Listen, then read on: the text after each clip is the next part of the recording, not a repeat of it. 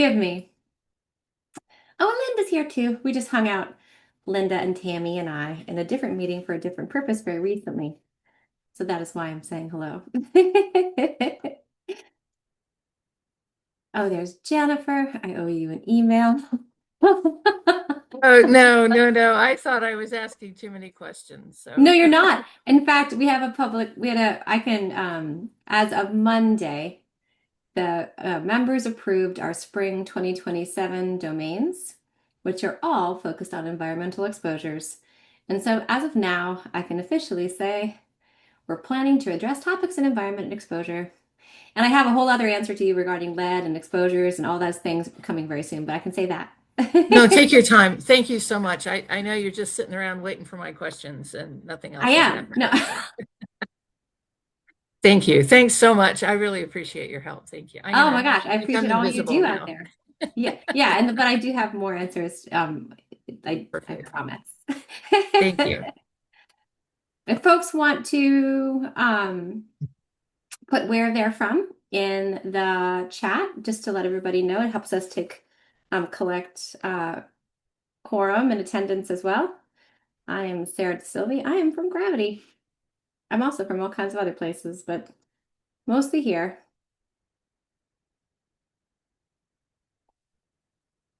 Hello. We're going to begin again in about a minute. That's the plan. Jan. Hi, Janice.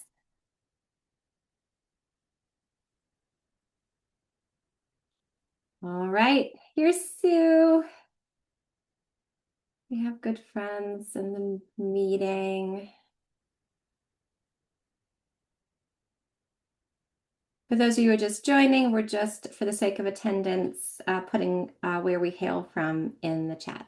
I'm also not just from Gravity, I'm from Vermont, and it's spring here. And that's a lot in Vermont because our winters are something serious.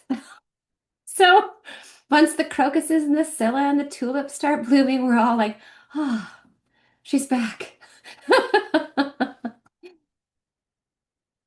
All right, so we're going to start now. So welcome to our Thursday, April 16th public call. It is our honor to have you here. We're entering a period called end-to-end review. We'll describe what that is very shortly. But we are furthering our conversations and topics regarding child maltreatment, mistreatment of non-elder vulnerable adults, and legal needs. Next slide. We welcome you here. Folks are muted, but we do cross-talk a lot throughout the meeting. All calls are recorded. Recordings are available on the Gravity Confluence page after the call. And please do use the chat. We try to communicate across, and answer questions in real time. And it's nice to see Carolyn here. Carolyn, welcome. It's good to see you here. And so I just send chats to everybody. We'll try to reply and we'll go from there. Next slide. All right, and hello. We are a American National Standards Institute accredited entity, and so we have to follow antitrust practices, which just essentially means that we're not discussing pricing on these calls, right? Or our market or trying to sell anything. So adherence to these guidelines involves not only avoidance of these violations, but avoiding anything that might be construed as a violation. Again, this is just best practices in open consensus standards development aligned with our ANSI accreditation. Next slide. Okay, so we're going to do some announcements. It's been a day. I didn't even look at the announcements, so maybe I'll add some impromptu announcements as we go. And then we're going to go through mistreatment of non-elder vulnerable adults, end-to-end review, child maltreatment, legal needs, and then some brief enhancements, closing with community homework and next steps. We'll also describe, again, as I mentioned, how end-to-end review is a little different than our previous phases, and it really kind of locks things down and everything becomes a little bit more formal from here on out. Informally formal, because we try to make sure that we have change control on things that are happening from here towards the consensus vote in May. Next slide. Next slide. Oh, so I could have pulled this. I did not. My apologies. We submitted a comment to ONC regarding all types of topics in gravity terminology, and we look forward to USCDI V7 when it's published. Next slide. And then we're almost through our ballot reconciliation for our Standards for Trial Use 3.0. Our gravity technical meetings meet every other Wednesday from 1 to 2 Eastern Standard Time. They just met, so they'll meet again in 2 weeks. And again, it's mission ballot reconciliation towards the publishing of ST 3.0 later on this spring. We always try to post the tickets in advance so people know if their tickets being viewed and addressed in the meeting. Our next meeting in implementation workstream is May 28th. We do have a topic identified, which is considerations for identifying positive findings from using standardized instruments. We've heard questions about this, and so we're going to do a topic in planning, upstream considerations, systems level considerations, terminology considerations, and then technical considerations, because we try to do all three. So look forward to that coming soon. More on that next meeting. Next slide. Any questions? All right, next slide. All right, who are we? Many of you know this by now, but we are a collaborative, all of us, with a goal to develop consensus-driven data standards to support the collection, use, and exchange of data to address the social determinants of health. Next slide. Incredibly grateful for our members. We have some new members. I just realized as Corinne, we have to update the slide. Right. I know it's very exciting. We have some new members joining us. Very excited. We will Socially Determined joined us just recently, and they are well known to us in the ecosystem as they've been working in identifying social risk for the purposes of understanding care management, risk stratification for some time. Gravity and Social Determined were actually founded at the same time, and we've been working and known of Trenner and his work over there for a long time. So they are new members and should be on this slide very shortly. But suffice to say, we don't do what we do without the membership supporting that work, both with their knowledge and with their sponsorship. So grateful to all of these humans, and another icon coming in.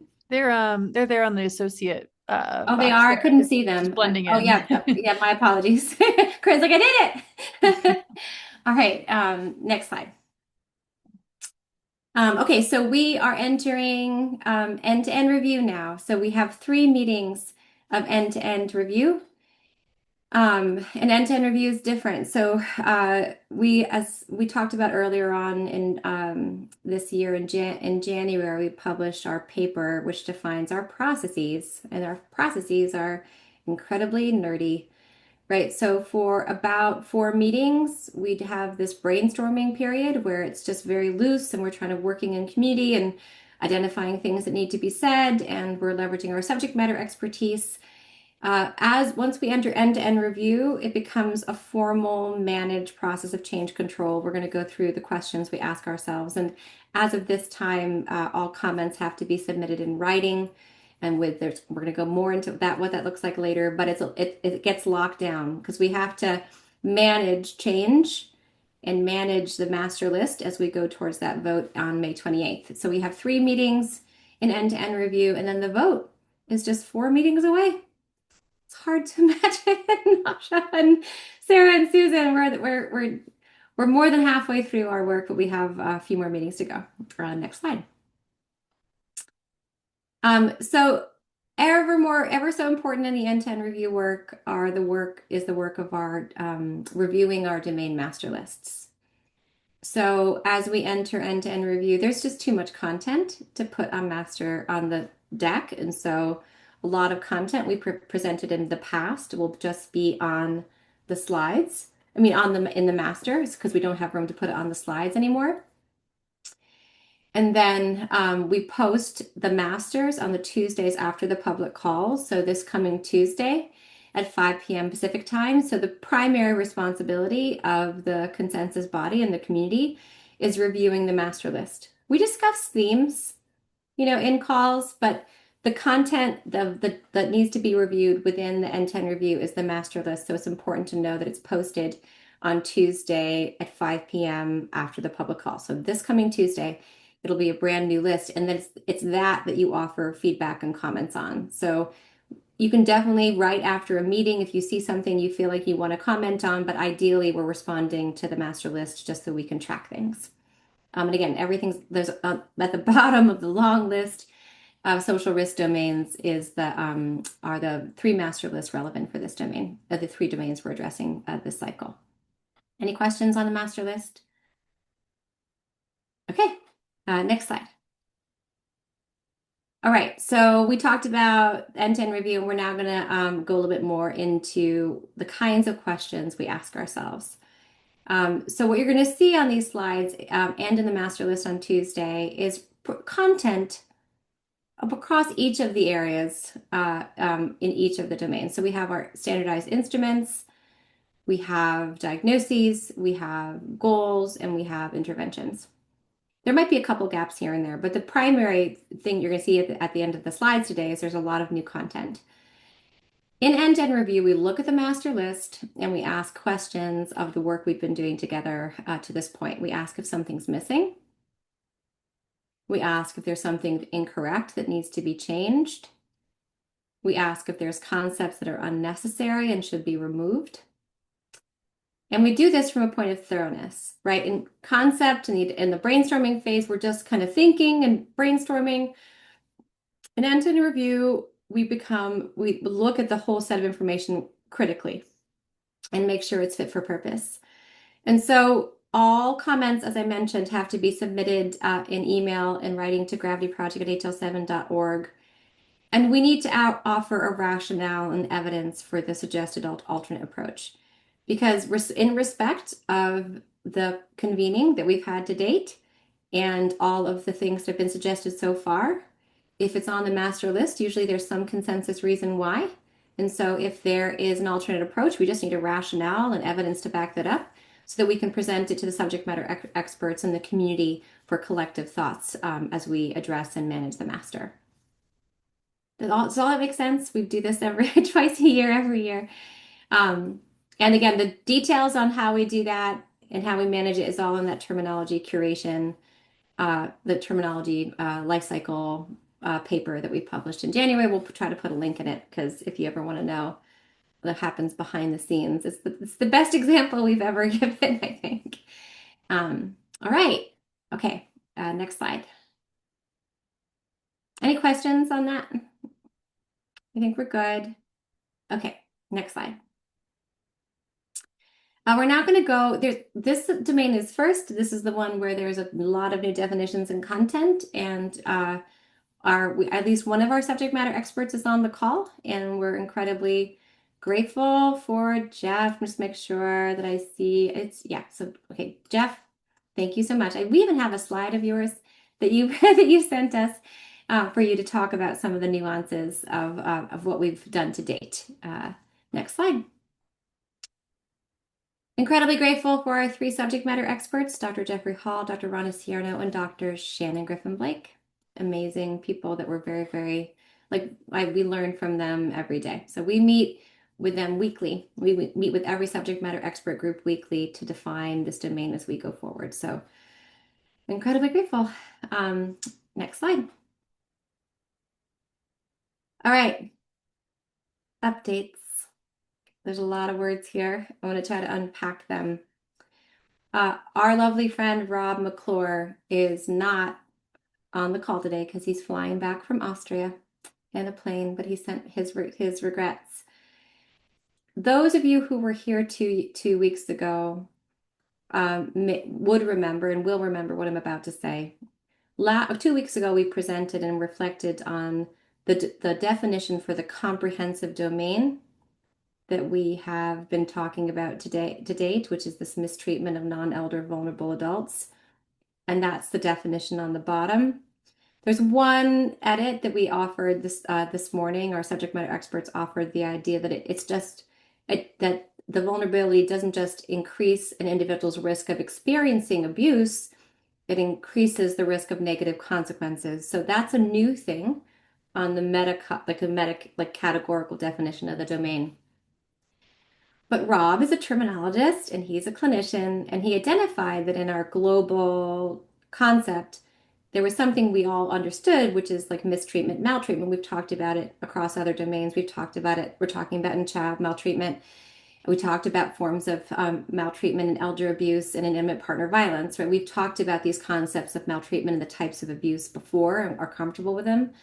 But what he recognized is we hadn't pulled in identified separately the variable of vulnerability, and that from a terminology perspective, an implementation perspective, an understanding perspective was something that would be important to do. And it's true, the way we build syntax, concepts, and terminology depends on understanding the parts, right? So by only defining the category and not defining the vulnerability subpart, we were kind of like halfway there. So thank you, Rob. A lot of what you see today issues from that conversation, because you're going to see us lean into what the independent variable is and also really think through what it means to enact this in clinical settings as a provider, right? And so there's much of what you see coming forward is based in that lens. So there's a new concept, the independent variable, and our friend Jeff is going to help us understand the relevant bit. This word is really critical. And it's adult with mistreatment, relevant vulnerability. You can see it pulls in the definition from vulnerability below, but the concept is different because what we have presented to date is that not all vulnerability rises to a level that one would challenge someone's autonomy and report to Adult Protective Services, right? And what we've been binding ourselves in is specific instances where the perpetrator is leveraging the vulnerability for the purposes of causing harm, right? So there's this relationship, as we've mentioned, between the vulnerability or the impairment and the mistreatment and maltreatment. And we've been talking about that from the beginning, and talking about how, like, if it's emotional, psychological abuse, someone's partial physical disability might not render that a requirement to report to APS. But if it's a physical abuse and a physical impairment, it might, right? And so we've been discussing this for some weeks. So we're going to go more into that very shortly. But mostly what we've done is pulled in that independent variable of adult with mistreatment, relevant vulnerability. And we're going to talk a lot about relevance as we go forward. And we're going to give Jeff some space to talk about some intersections, because one of the things we've also been talking about is concepts of making sure that we respect autonomy and we don't set ourselves up for harm by universally applying concept of vulnerability and infringing on people's rights, right? So we're going to go more into that very shortly. But does this make sense? This new concept of adult with mistreatment, relevant vulnerability, which is exactly contained in this kind of global category below, but we hadn't pulled in. It seems like it's making sense. I see some thumbs up. Okay, next slide. Great. This is something that we made also, the subject matter experts made also in response to thinking through Rob's questions. And it's too bad he's not here. I'll send this deck to him later, but he can listen to the recording. So part of what we have been working on is how to support clinicians and providers in leveraging the expertise of our subject matter experts when the subject matter experts are not in the room, right? We don't have good standardized instruments to predictably identify this domain. We have one instrument. And even in that instrument, we recognize that not every type of disability renders a person vulnerable in relation to the mistreatment. So it's a little bit tricky. So this is a rubric we're working on, and I'm encouraging our subject matter experts to publish it afterwards, because we are trying to do a better job of publishing the knowledge that we create together as a collective. But we can imagine this being the flow, right?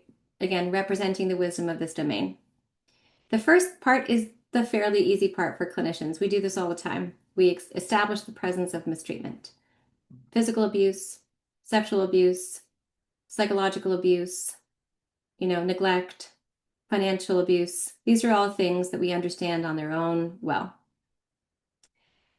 The next thing that we do, our subject matter experts are advising, is this consideration of whether there is a type of impairment. And we talked about chronic, temporal, situational, like we talked about different types of impairment frequently throughout our past calls, and our experts are going to try to lean in to create like an example list of types of impairment to consider. But that next piece is there a type of impairment? Is there an impairment in the scenario, right? The next thing, and this is all kind of contained in the definition, but we pulled it in, and we're hoping again to has this as like a decision guide, is establish whether the mistreatment leverages the impairment by making the person less able to independently meet their needs, seek help or report mistreatment, protect themselves from harm, or access individuals or social support systems willing and able to provide adequate protection. So this is how we arrive at the findings related to this domain, the mistreatment of non-elder vulnerable adults. You're going to see this rubric played out in some of the concepts and types of abuse that we're defining over the next slides. Again, made with the hope that we could guide clinicians in understanding the domain in which there's no good published instruments for, even though they're not on the call today. Jeff, do you have anything you want to say to this wise friend before your beautiful image is on the next slide? And then Janice, let me go to you before, since you have your hand up. Yeah, thank you, Sarah. I think this is really well written, actually, because impairment is really, it's broad, but it can cover a lot of different types of impairment, everything from, cognitive to physical, emotional, whatever. And I really appreciate how, established the mistreatment leverages the impairment. I think that's really important. So I just want to thank everybody for all the work on this. Of course, dear friend. And then Lucy has a really important comment that I think I said, but I didn't say clearly enough. It's not able to be exhaustive. There's going to be a lot of EGs, right? But there certainly are types of impairment I don't know if people would consider, right? So part of what, again, we want to make sure is our subject matter experts are able to elevate the non-obvious impairments. Like we have, or impairments that actually might, the visibility might be fundamentally related to disability rights and disability justice. So those we're trying to make the examples to support, but definitely not able to represent all. Jeff? Anything else, friend? No, I think the way you've described it is, really on point with the way that, our process for putting this together has played out. Fantastic. These subject matter experts communicate so effectively. It's been a gift to there's lots of emailing. They've also worked together for a long time. Different. Jeff is the anchor. But thank you, Jeff. That means a lot. And then I think this next slide is something for you to kind of represent, I think, because I highlighted, and I hope it's okay to again call you in on this. I told you we would. But one of the things I want to just say very clearly is as we're trying to represent types of impairment, we acknowledge that historically and normatively impairment observations are leveraged for harm, right? And so we're very careful in our analysis of what an impairment is, given that fundamentally the analysis of it means you are violating someone's autonomy and reporting to APS. We don't want to perpetuate harm.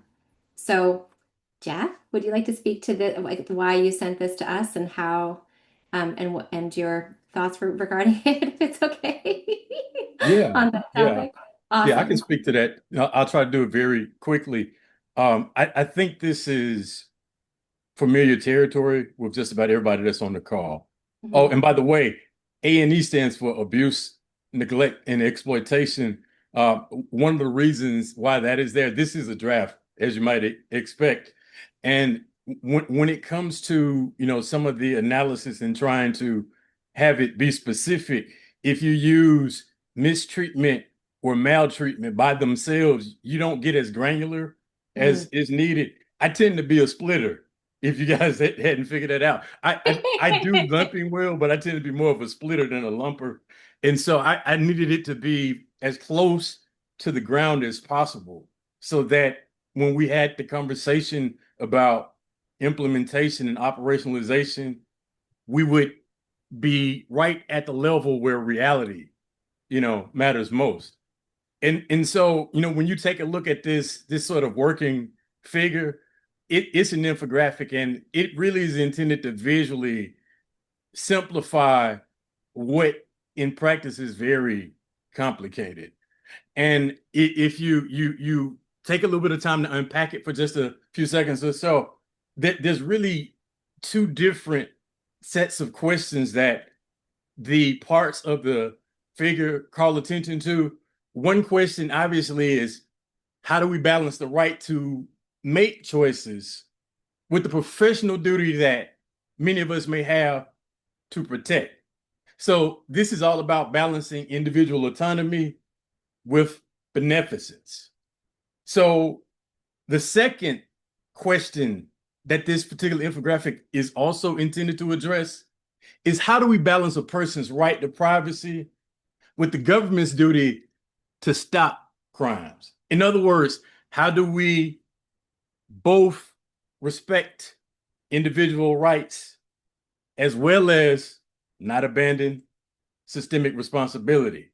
And in part, these two dimensions, these two question sets, they do represent what it is that many of us as professionals have to contend with when we're engaging with those that we have professional responsibility for, professional obligations to, where care and service is concerned.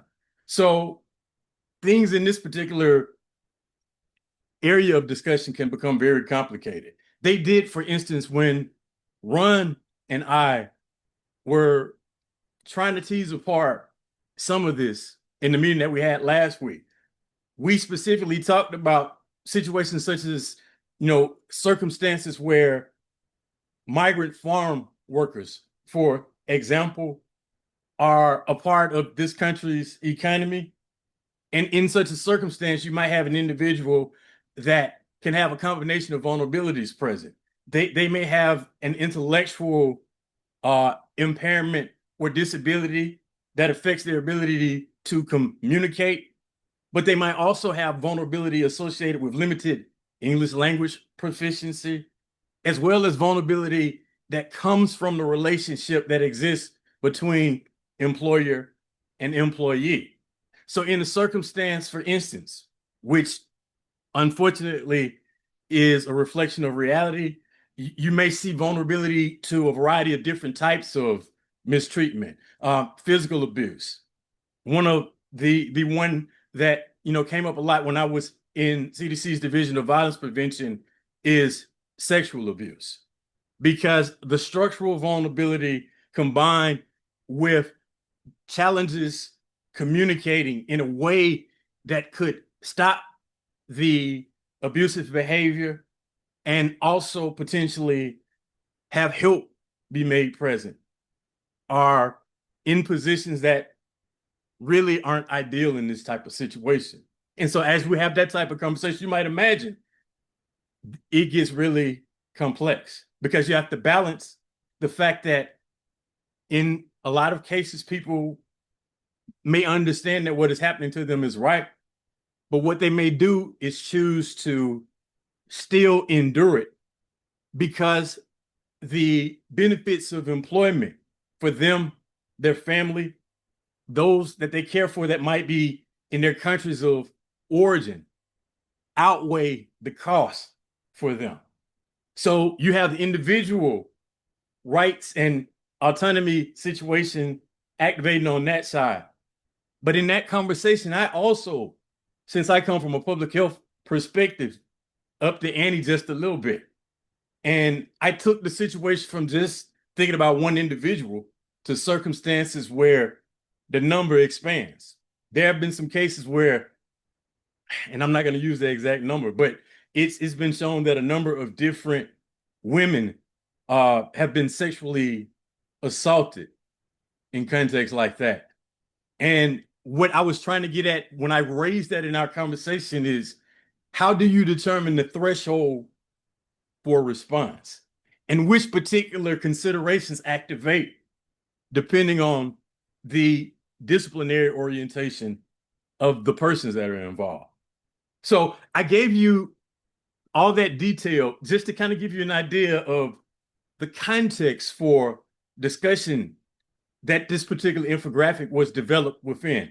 This is not a cure-all. It's not perfect. It needs to be further prototyped, but we wanted to start with something like this to make sure that conversation about operationalization in practical circumstances is sufficiently attended to. That's it for me, Sarah. It's so much, Jeff. Thank you so much. You can only you can only imagine how we feel like we go to school every day, every week with these amazing folks. Thank you so much, Jeff. And Ron and Shannon out there, just incredibly grateful, and thank you for walking us through this. I hope, and I think again, you said it, Jeff, but I hope you all have an understanding of the kinds of conversations we have in order to get content to you. That's just the tip of the iceberg. Lucy? Yeah, this has nothing to do with gravity's purpose, but I'm just curious from people on the phone having to weigh these values and priorities all the time. What is the rule of thumb about acceding to the person who is being mistreated, but they don't want anything to be done, versus as a caregiver, you really believe that some intervention is needed? How do you, if just one person could say, well, it's really up to them. If they recognize everything that we're talking about, but they don't want me to do anything, I don't. Versus, I do feel that they recognize, but I don't feel they really understand this. Therefore, I have to do something. I have to intervene somehow. I'm just curious about that dynamic. You've raised it so eloquently. Jeff is probably best positioned to answer that, but it's not just about understanding too. It's also about capacity to protect themselves too, right? Yeah, and that's one reason why, I was trying to give us a little bit of hedging room, because, oh man, Yeah. human interaction is super complicated. We all know that. And so, we as professionals can be alarmed by what we wind up identifying, right?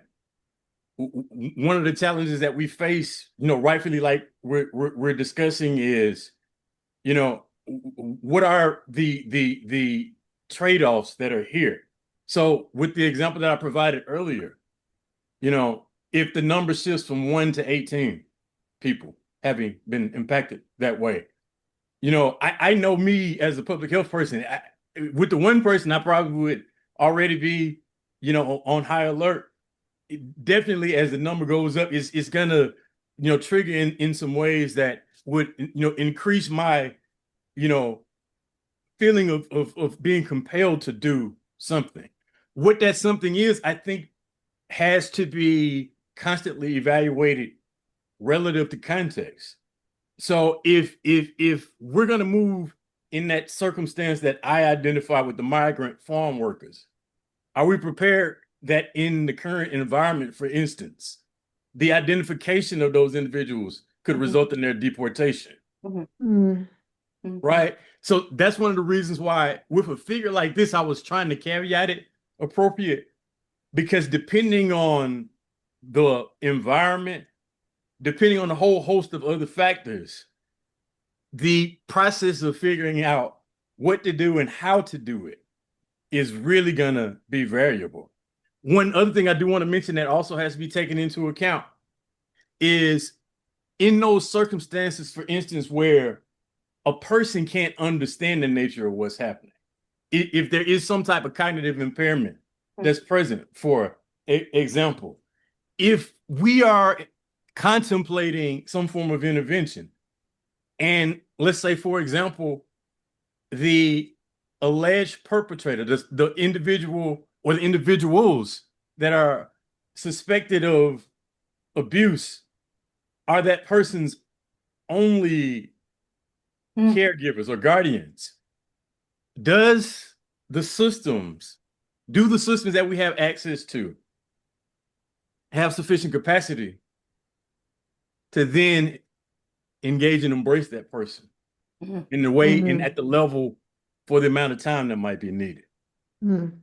So beyond just the screening part, what this is really intended to do is stimulate thinking, conversation, and some sketching out about what happens after a finding or, a note of suspicion of abuse, neglect, or exploitation, is placed into the system. So I'm saying all that. I can't really even do the level of complexity justice, but I wanted to try to at least lay some of that out to place this simple framework, this simple infographic into a much more complex context. That's incredibly eloquent, Jeff. Thank you very much for responding No, to and my Lucy, question. thank you as always, because part of why we do this is we don't want gaps to be present. And even for me, and Sarah and Asha, they know this. I was also trying to figure out how to create some ways for us to understand primacy, not just primacy in terms of the rules, but how is it that you think about the nature of engagement that's happening? So one of the things that when we were scoping this, when Sarah was talking about how we can't do all vulnerability, one of the ways that we got to a place that felt acceptable with this is that with the work that Gravity does, its first point of initiation is in the context of patient care and clinical care.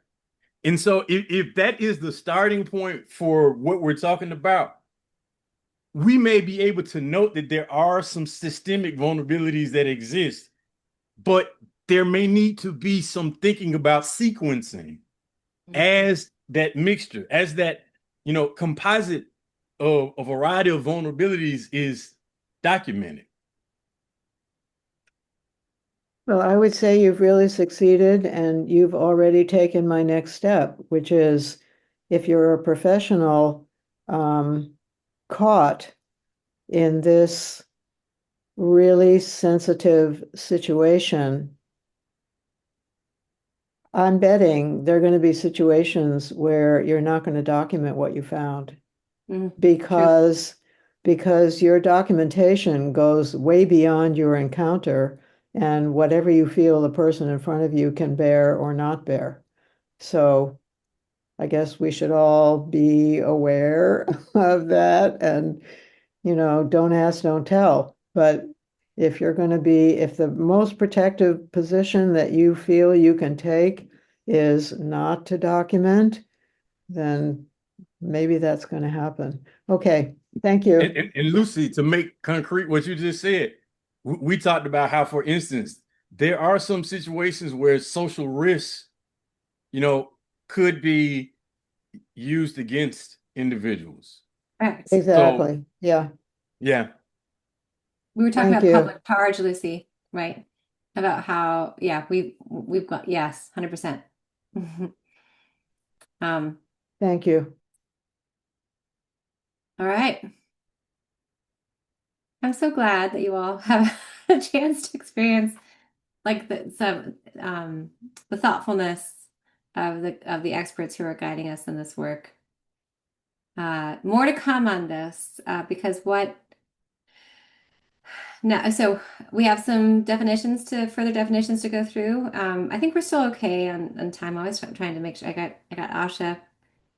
I have my timekeeper here. You're going to see us applying these principles as we try to give the examples, Lucy, not exhaustive, but just examples of different types of impairment to consider within this domain over the next weeks. Next slide. And you're going to see these principles applied in our incoming definitions. Because what we have done, and it used to be that we were just talking about abuse concept or mistreatment concepts, and we didn't have definitions. So now we have definitions, and you can see us applying this concept of this relevant vulnerability throughout our work, right? And that it implies that discernment has happened, Lucy, right?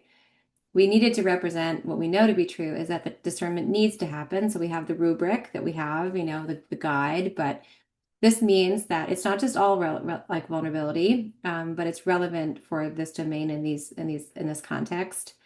The definitions are pulled from our past abuse and mistreatment work, so there's consistency there, and it's and again you can see also that the independent variable of the adult with relevant vulnerability being pulled through as well.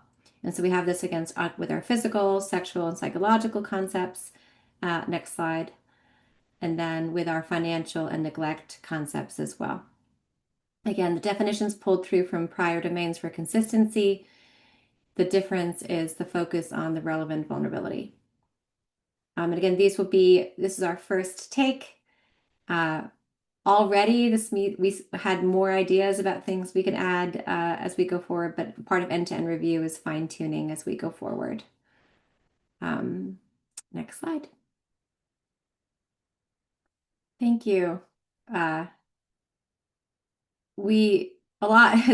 For many weeks, we had held space for some of that content to come, and incredibly grateful for the subject matter experts and the community for getting us to that point. There are no new instruments. Usually I would turn to Asha. Asha, do you want to just highlight that in this domain? Next slide. Do you want to have me just cover this, Asha, since there's nothing new here? Yeah, go for it, Sarah. I'll go for it. Okay. So as we've been mentioning, there's only this instrument. There's nothing new. We've been showing it for some time. So as per our process, it's available on the master for review, but we are not going to go through the questions for the sake of time. Next slide. Next slide. Our subject matter experts there's a host of concepts that they have identified in this domain that we are working on trying to frame within the boundaries of terminology. So we actually took some things away from this slide that we're going to work with our subject matter experts on in the following weeks, because end-to-end review is such a formal process that if you responded to them, there'd be a lot of opportunity for identifying that we need to change wording. So really focusing on things that have been present before, and we have references and can easily imagine defining. And there's going to be more concepts coming as we go forward. All of these were presented a couple weeks ago. Lucy? So, Sarah, this is Susan. If you go back clear up to the very definition, it seems like there's some interventions that should be when you go up to maltreatment and go. I don't know if maybe we can talk about this offline, but it looks like there's interventions that should be there from the definitions that you shared. Yes, and this is not exhaustive for sure. The master is filled with definitions. But yes, we look forward to working. Susan comes in as our submissions team and identifying gaps. And so we will, identifying process on the way to submissions. And so we look forward to working with you on those. They might be on the master already. Okay. Okay. Lucy? Yeah, Sarah, I notice consumer directed two items here in the first column. Are Correct. you using consumer to refer to what some people call patients? Is this a more polite term, or what does consumer directed mean? These are actually two they're capital C, capital D, capital P, capital C. So it's actually a defined program with Medicare and Medicaid. So Oh, yeah, so okay. that's why we use the concept there. Thank you. Yeah, and the definition, again, we've had a lot of content here. The definitions are incoming, but what our subject matter experts did is present us a concept, and then we found the concept. It was actually like a named program with an acronym. So that's why it's consumer. I ask because I always prefer the term consumer stroke patient to refer to everything that providers talk about with respect to patients, because a patient structurally has less power than whoever's talking to them. So I have always personally and professionally preferred consumer patient to remind that there's an autonomous person here who can be a consumer if they want to be, and if you let them, and if you work this out. Thank you. I love that, says our consumer representative, excuse me. Love it. Um, okay, and these are again, and thank you. I just saw Jeff highlighted. We do talk about a paucity of instruments, but one thing we do at Gravity is very clearly state that instruments are a method, but they are not required and are often not the preferred method. And so certainly in this domain, not only are there a lack of instruments, there's a lack of methods to meet all of the possible different abilities and sensory issues that we know are available. So we should highlight that somehow. And thank you, Jeff. Okay, next slide.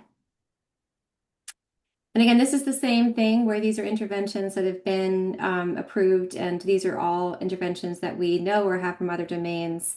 And again, just kind of, you'll see all of them on the master file for reference. Next slide. And this one was here a couple weeks ago too. This is our CUES model. This is this came through with intimate partner violence and has been present since then. All acknowledgement for the lack for all of the space in universal, given different learning needs and communication needs. Next slide. Okay. Woo. Wow. Okay. That was mistreatment of non-elder vulnerable adults. A lot of new content there. Grateful for the conversation. Any final thoughts before we pivot and go into our next domain? Grateful for our subject matter experts. Grateful for all of you. Again, the content will be available on the master on Tuesday. Again, at this point, things get locked down as we go into end-to-end review, so we need to submit things via email so that we can control and manage the master list that we're creating. Next slide. Child maltreatment. Next slide. Again, incredibly grateful. They were all at a conference, or at least many of them were. 2 out of 3 of them were on their topic, and they got to actually connect in real life, which is a nice thing. Dr. Emily Brown, Dr. Catherine Wells, and Dr. Philip Scribano were all certified child abuse pediatricians, and it's been our honor to work with them on this domain. They're a joy. It's my Tuesday evening special. Next slide. This definition has not changed. It's been stable for some time. So for the sake of time, you can see it on the master, and we're not going to read it out in full today. Next slide. And again, trying to streamline content. These are the primary concepts that we have for our abuse concepts of reference. Again, there is some difference in the level of granularity across at the mistreatment of non-elder vulnerable adults and child abuse, just because of the differences in the domain. So we have physical abuse, sexual abuse, psychological abuse, medical child abuse. Next slide. And then these 4 different types of neglect. And again, thanks for community members for advocating for the educational neglect that wasn't there until you asked for it. Physical neglect, medical neglect, supervisory neglect, and educational neglect. And we do have the social ecological model coming into play because again, just like we were mentioning, the intent is to ensure, the hope is that these are not implied in ways that perpetuate structural discrimination, classism, and everything else. Right? We could talk a lot about supervisory neglect and physical neglect and making, considerations for not applying them in and so when in the presence of poverty, which is why we added our when resources are readily available. So certainly if an individual can't afford clothing, you're not going to penalize them for physical neglect. So these are very similar conversations that have been we had in MNEVA, or which is mistreatment non-elder vulnerable adults. That's what we're calling that concept because it's too long. We're having in this domain as well. Janice? Yeah, I really appreciate this for call out. And then regarding the supervisory neglect, this touches on what Lucy and Jeff had talked about a bit, because it could be, mother and father or whatever, and one is abusing the child, and then whichever party is abusing the other calls in, and often they'll take both parents, right? Mm, It's it's really scary, and that's where, Jeff had mentioned that it's tricky to do sometimes, and there's a lot more to it regarding, monetary, the financial, situation, and so it gets really tricky if the child is turned in by somebody other than the parent at some point in time, what happens to the parent? So it's a real dilemma. I've seen it happen firsthand in our community here with refugee communities, and where both parents were taken away, and just it was really ugly, right? And so there's a lot of dynamics there. I don't know if somebody wants to touch on it, but Thank you so much, Janice. I don't think one of our SMEs are there, or I don't think any of our SMEs are here, but I do. So Actually, I Sarah, oh, Phil's here. Hi, Phil. my friend, Way to sneak in, friend. Okay. Thank you. Can you respond to Janice's question? I think the mandated reporter Mm, needs to focus its attention on what is lacking for the child. mm, And I think that that's the lens by which we look at all of these forms of maltreatment. mm, And so you are correct that in the context of the investigation, mm, a lot of mm, debris can be created. And we do our best to try to provide enough contextual detail as clinicians, as the mandated reporter, and anyone for that matter, to facilitate that investigation, to identify um, more targeted identification of the appropriate alleged perpetrator. But I think you are correct that that this is, as pediatricians, we wear our advocacy hat among many hats, and sometimes we have to advocate for and massage a little bit the safety plan that might get established when it seems like it's creating more casualty. yeah, thank that's a you, good way Phil. to put it. It can Mm, create more casualty for the child too, mm, Mm. mm. Yeah. I swear, these thoughtful humans. Thank you for being here, Phil. It's really good to have you. You came in like a hero right when I right when I needed you. All right. I think so this is pretty steady content, and so you're gonna find it on the master list on Tuesday. And then now Asha, I think next slide. Here we Yeah, go. let's These go. pediatricians are instrument approving machines. Mm. And there might be some winnowing, as a part of what we agreed is we'd kind of open the door and let things in, and then there might be pruning on the backside. But and Phil is nodding to that, like because it might raise the level of evidence or appropriateness. And I don't know, Phil, you want to say anything more to that given that you're nodding? Yeah, I think we had a lot of discussion about the purpose and the use of the instruments. Hmm. And I think we had initiated a process of looking at instruments that were almost exclusively clinical Mhm. and widened the net to some instruments, and you'll see here that they're explicit in their design, that their construction as research instruments. And so, yeah, that's an evolution of our group and the dynamics and the conversation to have a broader net, as Sarah mentioned, and we'll see if they still pass muster on future Tuesday. I won't say Taco Tuesday because that has such a negative. It used to be fun, not any longer. Our Tuesday meetings. Our Tuesday, yeah, Sarah's the Tuesday special is what we're gonna call it. It's a joyous cap to my Tuesday, which is a long day. Oh, so Asha, take it away. There's just All a bunch of right. instruments. Go Lots for of it. instruments, lots of instruments. Good afternoon, everyone. Excited to be here to share the new screeners that our subject matter experts advanced into the domain.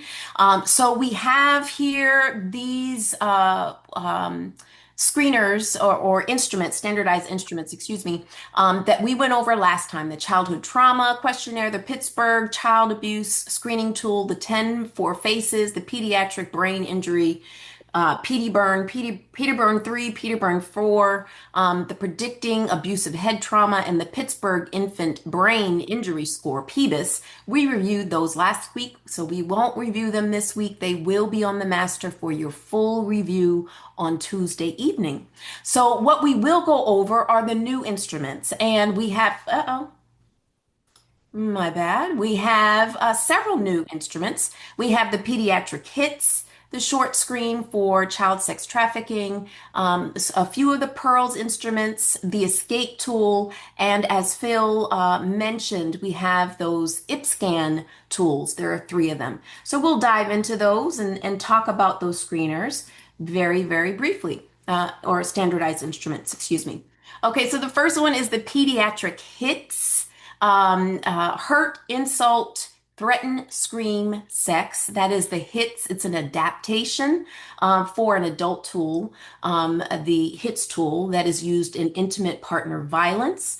So this tool is, as I said, an adaptation, and it's designed to assess violence in caregiver or household relationships. So it's not a direct child maltreatment screening tool, but rather a proxy measure of risk within the caregiving environment.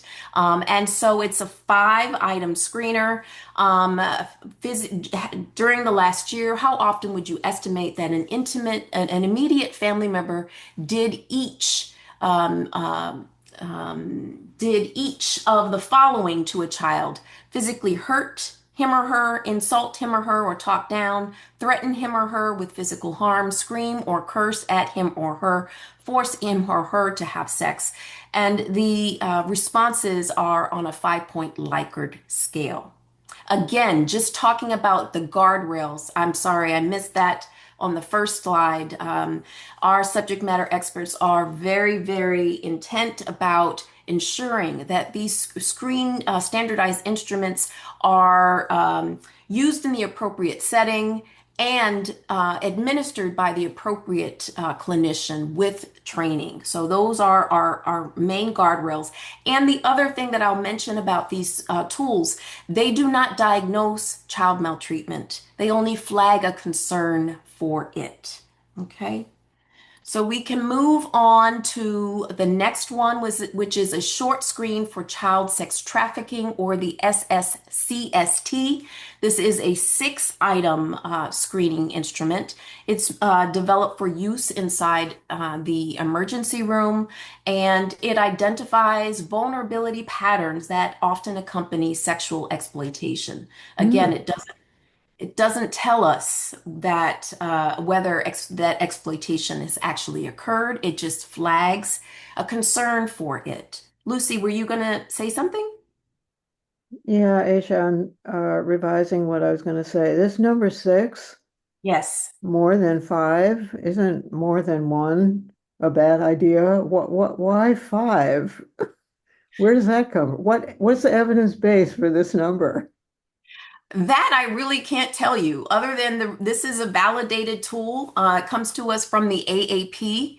And so those researchers must have some pertinent research that lets them know that it's not one or two partners they're looking for concern with sexual exploitation. It's more than five partners. Well, I'll just express, I think this is questionable, to put it charitably. Okay, I Thank hear you. We're very, very welcome. Go ahead, Phil. We are not fans of most validated screens that are published in the literature for the reasons you bring up. And I think it's supposed to represent sexual risk behaviors. So when you get to a certain point with partners, it sort of raises the risk profile for possible exploitation and or trafficking.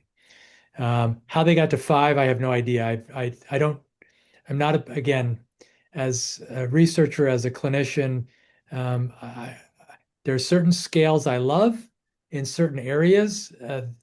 Most of the scales in my field need to stay in the journals because they've not been necessarily effective, and to the point you're making, you can poke a lot of holes in them. But they're all that we have, and our purpose here is to look at, is there enough evidence for them to meet the standards for gravity, and that's the task that we've taken on. Thank you, Phil. Thank you, thank you. Yes, that is the role. Some of these tools are not perfect, but these are what we have right now. All And some right. of them might not last N10 review. I Might know. not. I know, it needs to be noted. They were let in, but they also might be escorted out. This is part of N10 review. So go Very, team. very possible. Very, very possible. Okay, then moving on, we have some of the Pearls tools. And if you remember last year, we did the ACEs domain.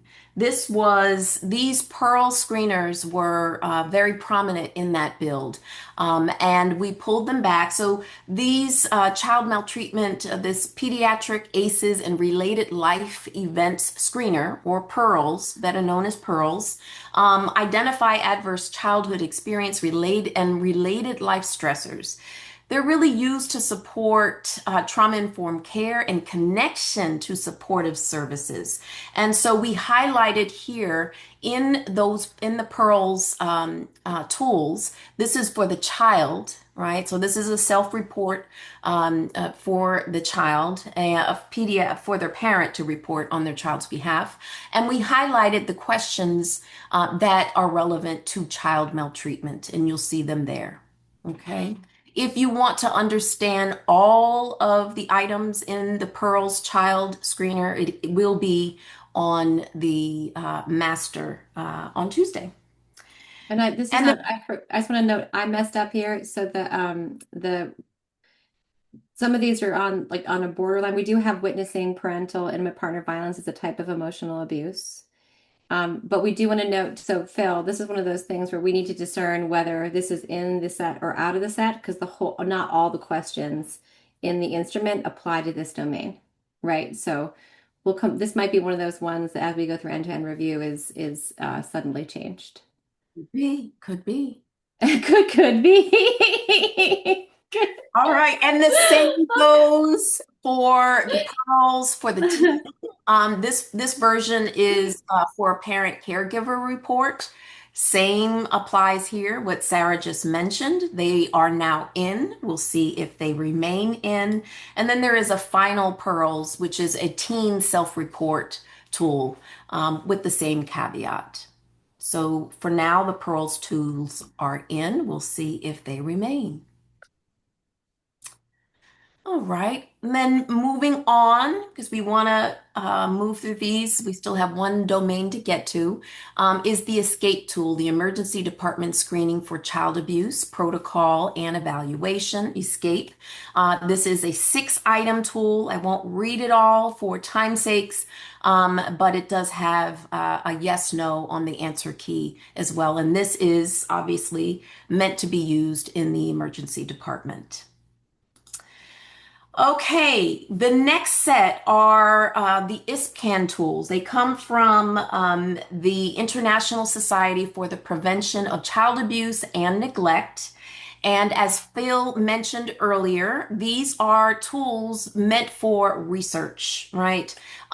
These tools measure exposure to maltreatment across different cultural and national context. Again, this is international.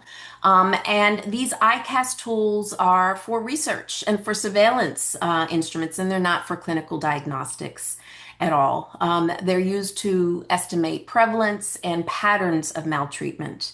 And this first tool is the ICAST-P. This is a tool that would be used for parents to report their experiences with child maltreatment. The next ICAST tool is the child version. This is when a researcher would ask these questions of children.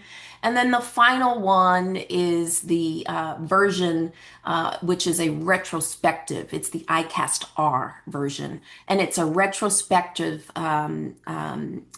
tool to understand how child maltreatment might have shown up in your life. So those are the ICAST tools. Those are all of the tools that we have, our subject matter experts have advanced in this set.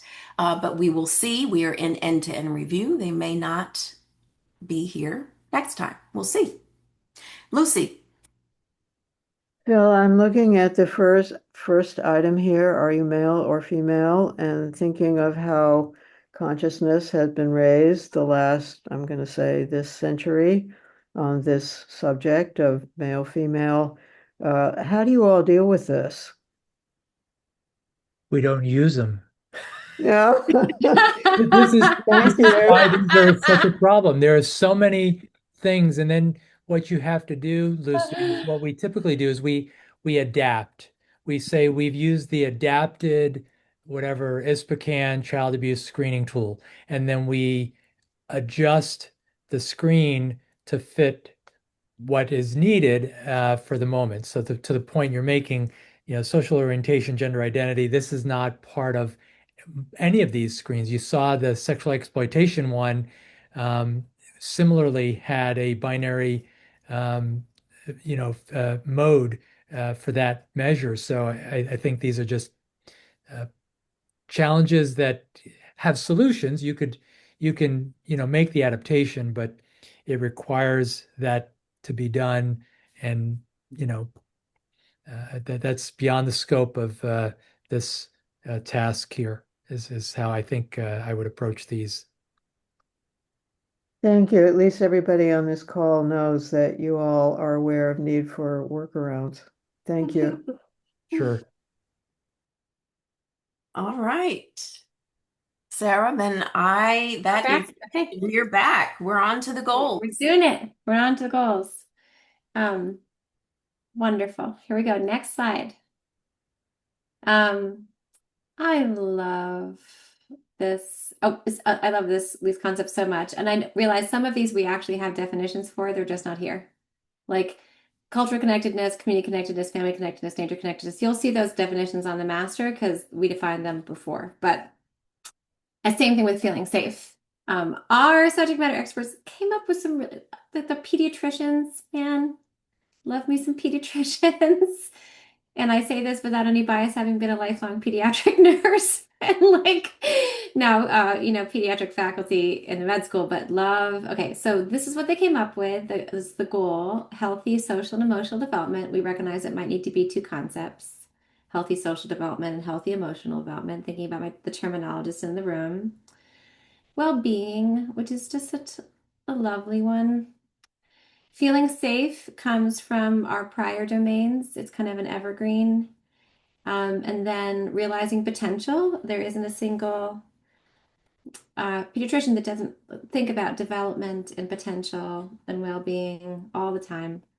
And then you're going to recognize the connectedness domains, the connectedness concepts from our protective factors work and the foundational paper that we referenced in that time, the Indigenous Connectedness Framework, the paper of Dr. Jessica Sandwick Ulrich. So these are our new goals.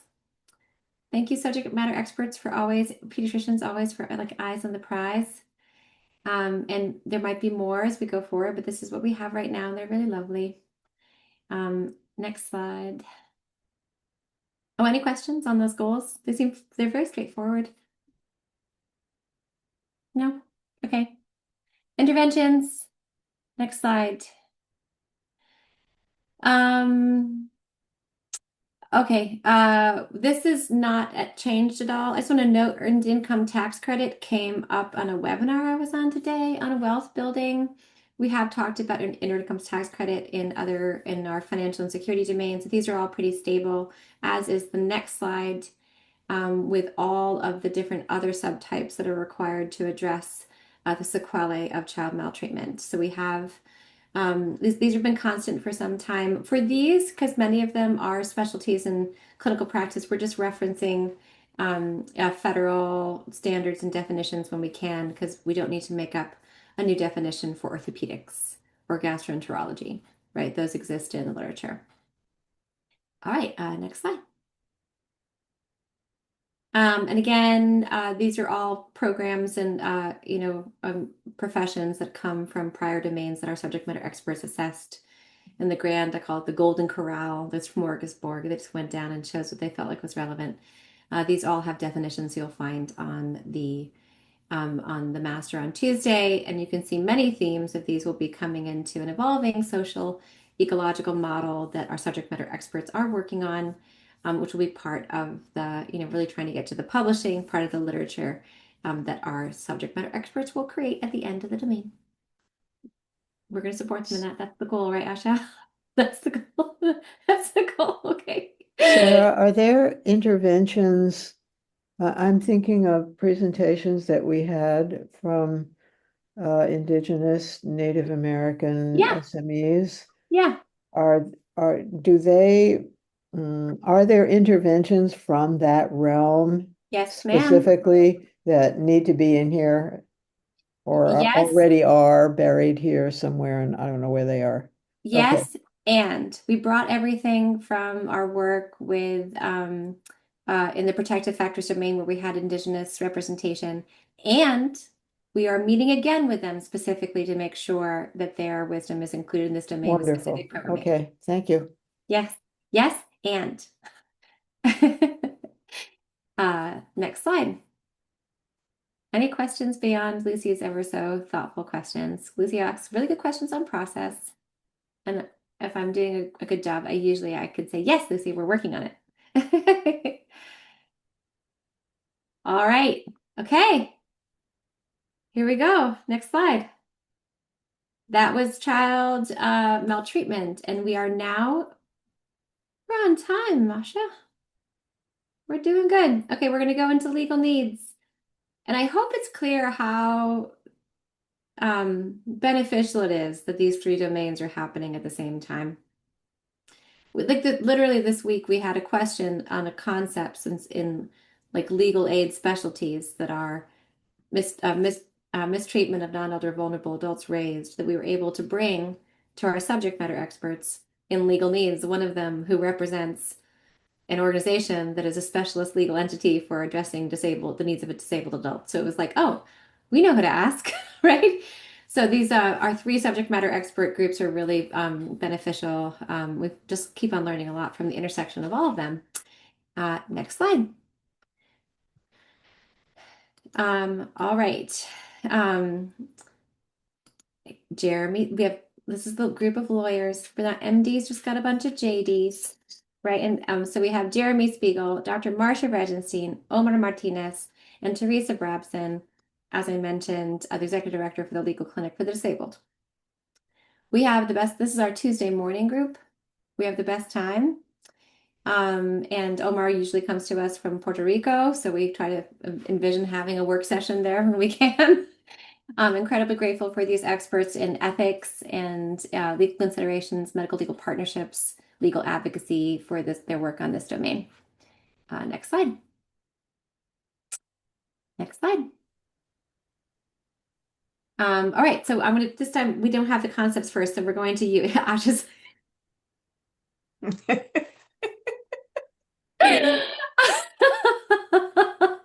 Asha and I have been together long enough that we start to just do like eye communication.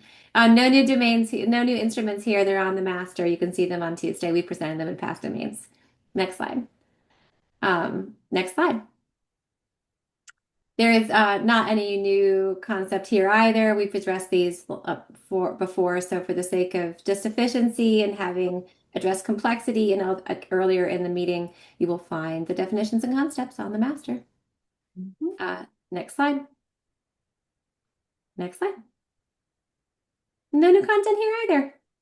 These are the two goals that our subject matter experts identified were important. The difference between connected to and access to, acknowledging patient and client and consumer autonomy, which is a core consideration of these amazing legal and ethical experts that we work with. Next slide. All right, interventions. Next slide. There are some updates here, right? So we are bringing in concepts of patient navigation, pulling in concepts from international SNOMED that already exist, adding in the concept of intake specialty, which is a core area for intake for program. We can see this actually being able to be applied across behavioral health intake, like intensive outpatient like patient treatment intake, right? And then we do have a proposed synonym for community health worker, given the extensive use of the promotores concept, which is extensively used in Hispanic populations to represent the same profession within our country. So we are suggesting a synonym in the U.S. extension for promotores, which will be a synonym for community health worker. We already have a definition for community health worker, so we don't need a new definition for that. Next slide. Again, these are all concepts that our subject matter experts chose from the grand smorgasbord of all possible things. Next slide. Oh, that's so brief. Here we are. I was just like, all right. Okay, I'm going to take a pause here because there is going to be, we are here. It's been an hour and 20 minutes. We've addressed a lot of content. There will be a lot of things on the master. The amazing Asha and Sarah Bahal, and I will try to help, but I'm not very good at it. So there's a lot of work to happen. Sarah Bahal spends a lot of time between now and Tuesday getting the masters ready, especially when there's this much new content. So the primary way we engage in end-to-end review is on that document. So Tuesday, we want you, or Wednesday morning, Thursday next week, it doesn't matter. We want you to download the master list from the Confluence and engage in it as a whole set. And we want you to ask those questions. Again, is something missing? Does something need to be revised because the wording's incorrect or slightly changed from like a terminologist expert perspective? And does something need to be taken away because it's not required? And our SMEs are going to be doing the same exact thing. So you might see some things added, you might see some things changed, and you might see some things removed. And that's the work of the next month or so before we head into the vote. Again, any thoughts on revisions to the master, as Sarah Paul's putting in the chat, need to be sent formally to the Gravity Project at hl7.org email. And then we have a formal method where we log every comment and try to respond to it formally so that we can track it, because we have to track changes on the master list from now on. Any questions? thank you all for being here to this point of this work. We really hope you engage in the masters so that we can create the best product. This is also a time, just shout out if Corinne is still on the call. This is like where we try to send, now that we have something that you can download that's fairly thorough, we're sending it to our members. We want you to send it to colleagues in your ecosystem. We can get as much engagement as you possibly can in this, even if you haven't been here, because we really want to make sure that it's reviewed and thought to be thorough. Next slide. All right, next slide. So the domain enhancements are quite minimal. We have the patient, not minimal, there's only two concepts really. The next slide, we have the brand new patient experience of social care measure, which is fantastic. It's related to our goal to support the documentation of critical outcomes. Experience of social care has been a long-standing desire of ours, so we're grateful for that. Our friends from UCSF Siren. Next slide. And then we have a couple concepts that we identified. So you saw the patient navigation concept that we found, right? So this is just a concept that relates to patient navigation that already exists. And then we have the assessment of social care needs concepts as well. Next slide. The social care specialty concept. This is likely, okay, next slide. We talked about the purpose last time, and we had a great conversation. This is likely going to be rolled in to the work on developing the classification for social care services because it's so appropriate over there. We are presenting it here because we don't have a public meeting for that, but we are doing our version 2 of that classification, so we'll have to have some kind of public convening. But basically the background is that we need to create a class of some general concepts in identifying social care specialties. And Tom Page added the community resource navigator concept, those specialists in navigating, many of them like certified by, Inform USA and different accrediting organizations to do the INR efforts under Inform USA. We also have housing navigation, right? We have specialties in social care. And so we're trying to make sure on a gentle path and no clear timeline, that we build those concepts when they're appropriate. Next slide. Our friends at US Aging have been discussing the type of specialties specifically that they offer, which is this comprehensive assessment aligned with regulatory requirements. So that's another thing that we'll be able to call in, identifying organizations that are able to do like biopsychosocial, physical, spiritual assessments to support regulations and policies. More to come there. No concepts yet, but just a little ping, and we likely are going to be moving this over to the meeting where we discuss the classification because it's actually really appropriate there because it's about navigation and connection to services. Next slide. I think we're good. We did it. Go team. Please download the masters on Tuesday. Submit your comments. We will be back in 2 weeks. And we really hope you have a lovely time. Until that time, send us any formalized comments by email, thegravityproject@hl7.org. And we look forward to seeing you again soon. Thank you so much, friends. Go team. Special shout out to the women of terminology. You guys are the best. There's a lot going on. This is this dip, yeah. All right. See ya. Oh, yes. Go team. Yeah, Bye, friends. we're wits, not nitwits. All right, Janice. That's right. Take care. Yeah, we need to- Bye. Thank you.